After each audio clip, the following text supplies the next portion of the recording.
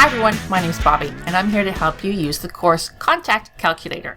Now when I say course contact, I'm talking about contact time in the way your students interact with content, interact with you, the facilitator or instructor or faculty, and also with others in the classroom, their peers, their colleagues, their classmates.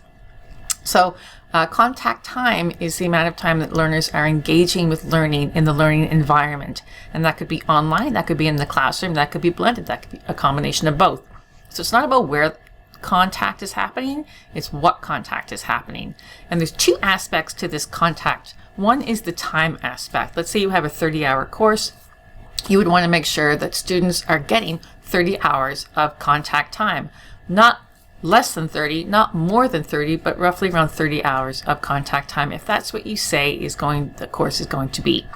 Much like a course has to achieve outcomes and objectives set out in course outlines, contact time has to be adhered to as well, because it's not fair to students to have to go through a credit course when the course content is well beyond the 30-hour contact time expectation. Or it's not fair for students to have to take a course where the content or contact time is much less than what it should be for a course of 30 hours of credit. So to keep that in mind, one is about the time. Yeah, there's a fairness to students and even a fairness to the facilitator as well. And it's all about quality. And the other aspect is also about quality, in that contact time needs to be rich. Now, you don't want to have students spending all their time reading a textbook or sitting in the classroom being lectured to. You want to have a variety of different ways to interact with the course material, also a variety of ways for students to interact with other students, and a variety of ways for students to interact with you.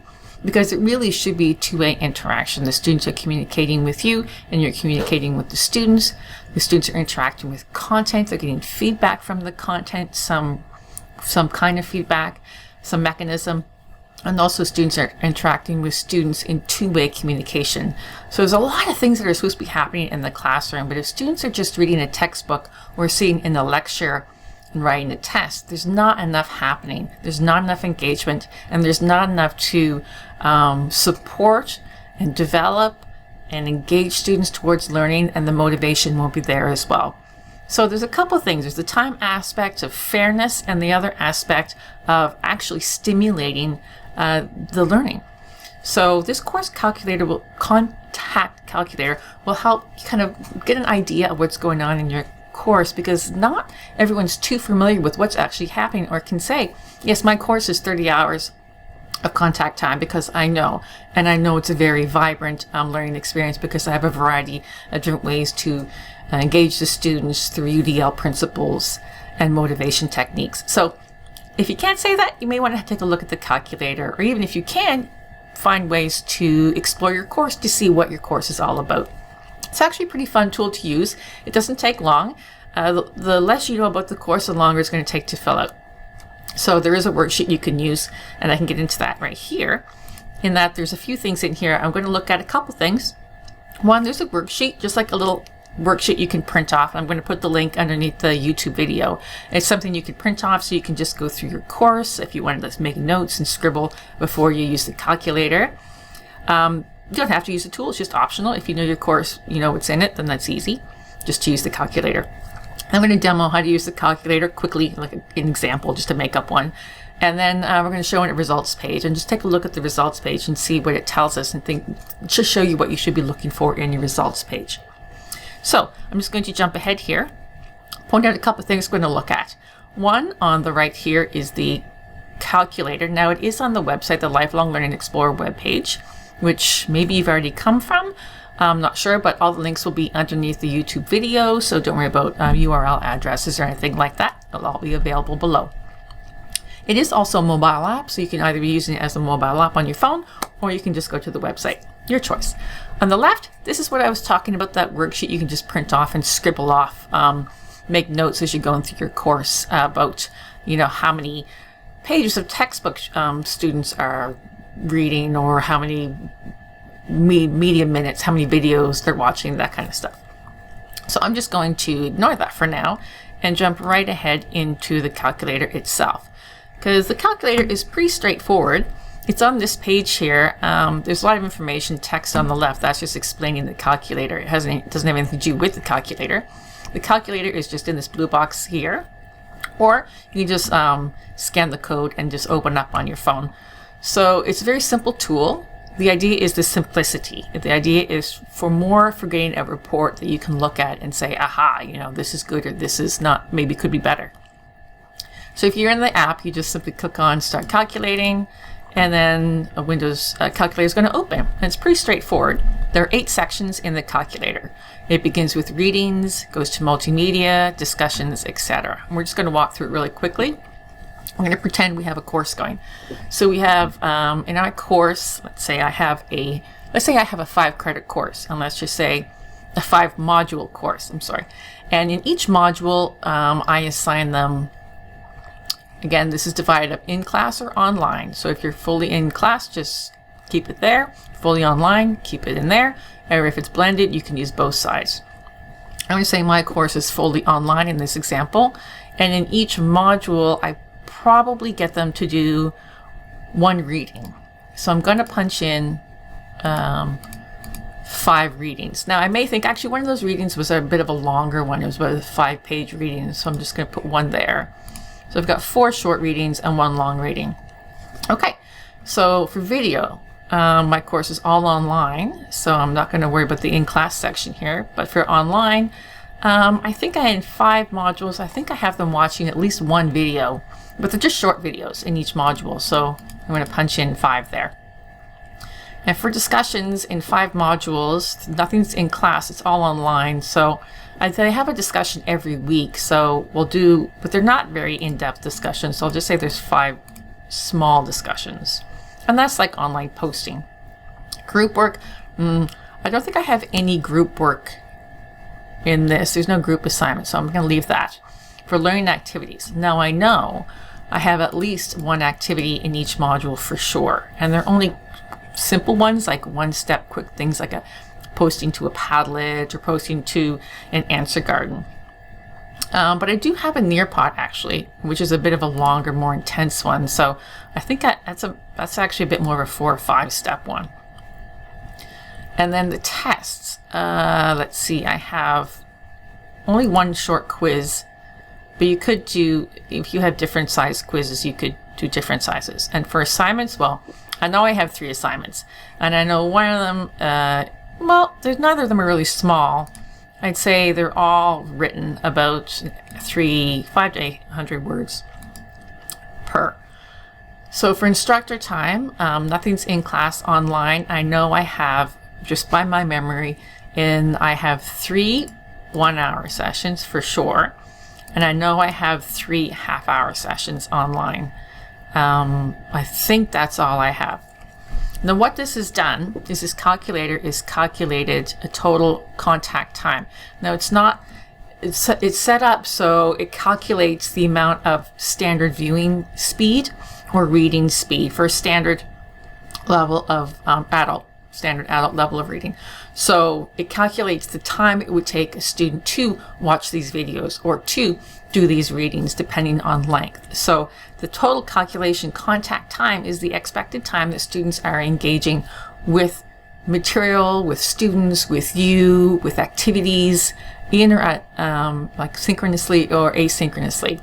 So this calculating that I have 23.25 contact hours out of what is supposed to be, let's just say a 30-hour course, 30 hours.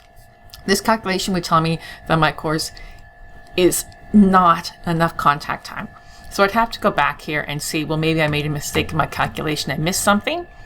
But generally it could indicate that could be a problem with the course. Now, if you came out and the total would be 35 hours and you're expecting 30, then again, you may be a problem. You may have too much in your course and you can go back and take a look. And that's where the report comes in, because that's where you can explore it.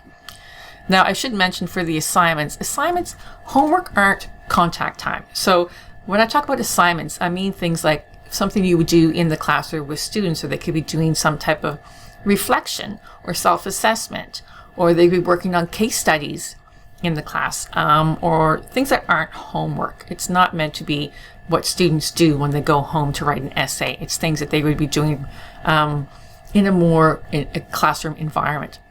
Now, online is harder to determine that, but if you think about it of something that could be done in the classroom, if it weren't online, like a case study or some type of activity like that. So that is all there is to it. And at the end, you can just say print your results. No data is stored on this application, so you won't be able to come back later and tweak it. When you're done, you're doing your report, you can just hit print your results, and then you'll be able to save or download the PDF of what you've just put in the calculator. So to look at an example of a report, we're just going to click over to this page. And this is an example of a report. This is just a sample one that was printed out a little while ago. And this is looking at a 30-hour course. It's a 4-week online, 3-day in class. And so when you get your report, you can fill this information out by hand in the course name and date. But this is what the calculation turned out. So for a 30-hour course, time-wise, it's pretty close to what it's supposed to be. So it's not an issue if the course is too heavy or too light. There is a question about what's happening in the course. So the facilitator or the designer of this course could be looking at where students are spending most of their time. And by looking at this, I can see there's 18 hours in class. So I know this is a blended course because there's some online activities and then there's about 3 days in class because a day in class is about 6 hours. So 3 days in class. I see some online activity. I don't see any in-class or online assessment activities. So I'm not sure how the learners are being assessed in this course specifically, unless something is happening in class that I'm not aware of. There is a few one-step online activities. There's no group time at all. There's a couple online discussions, and there's a fair bit of reading online and watching media online. So right off the bat, when I look at this, I'm curious about this missing of group time and missing of case studies or some type of activity. So I'm missing a bit of the relatedness in this course for student to student. I see student contact. I don't see a whole lot of activity or engagement with the content. If they're spending this much time watching videos and reading articles, there should be an equivalent amount of activity happening in the course. But because the course contact hour is close to what it's supposed to be, I'd say there's an imbalance in what's happening here. So you'd want to see a bit more activity happening over here and a little less here. So this would require taking a look at what these readings are, and if this many readings are necessary, and really taking a close look at what's happening there. So some red flags pop up for this because it's not balanced in my eyes. Now, a lot of things could be happening in the face-to-face classroom that haven't been explained or expressed, obviously, anywhere else in the spreadsheet. So that could be looked at too. But this course has a red flag. So this is one way to use the tool, not just to point out what things are wrong, but maybe to find out where things are going quite well in your course. It's a great way because it's a good way to explore and see what's happening. Now, if you're not sure what's in your course, this is just a little spreadsheet, and this is at the bottom of the YouTube video, so it's just an attachment you can download. And I just print these off and then get a pencil and go to my course and then start exploring my course to see what's in each module. Now, I have it marked off here as module 1 or class day 1. You could change that to week 1. So you could change it to anything you like, but it could just be week 1, week 2, week 3, week 4, week 5, or anything you like. But I just have this marked off as module 1, 2, 3, 4, 5, 6. You can add different columns if you like, but usually 6 seems to be plenty. And that includes an introduction module, which all courses should have, especially online. So you can just do your calculations in there and keep track of the videos, if they're long videos or short videos, if they're long readings or short readings, and just scan through your course. So for example, this is my course on just recent course. And in my course, I have 4 modules. So if I look at module 1 here, I can see there's 1 activity. I can see there's 1 live session. So I am with them for about an hour there. So that's 1 hour of instructor time. There's 1 discussion, fairly long reading, It's a 30-minute reading, so I have a fairly long reading there. And I have one activity and I have one assignment. So, and this is an assignment, but this looks like homework assignment. So I wouldn't want to include that, but there are some readings in this assignment, which I would include. So you just go through the modules one by one. You can have your little spreadsheet, like this spreadsheet. Just look at my mouse, come back here. So you can use that in this sheet, and then you can go back into the calculator and then just plunk in the information there. And so it's very simple to do. And again, all you need to do is enter the information and then print your results and analyze your results. And that's all there is to it. And then you can do it over and over again, because when you go back in, next time you use it, it's going to reset and then you'll start from scratch. So I hope you understand how to use the tool. I hope you try the tool. You can use it very quickly for like quick calculations, or if you want to do something more in depth and then to explore a bit deeper. I have been using this for a number of years. I've built, in the past 3-4 years, about 200 courses, and I've used this fairly extensively, especially in relation with subject matter experts and consultants who have different ways of doing things and like to use certain tools or activities that may be too much or not enough, not appropriate to the course due to length or what have you. So it's a really good tool because it really demonstrates to people visually and clearly what is or what's not in the course. And then there's no argument if the course is perceived to be too light or perceived to be too heavy, because you've done the analysis and you're sure and you know. So I hope you use the tool. I hope you enjoy it. And if you have any questions, please drop me a line. You can just, all the information is information below the video. Have a great day.